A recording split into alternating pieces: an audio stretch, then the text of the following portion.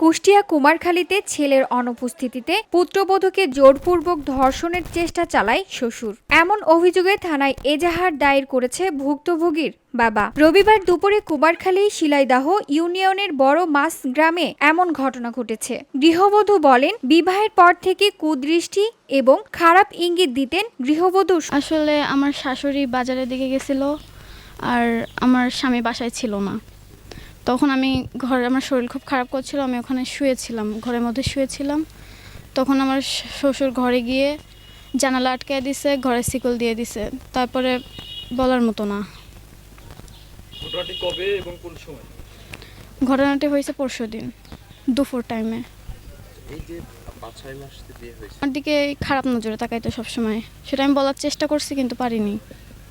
তারপরে সে আমার কাছাকাছি বেশি আসতো।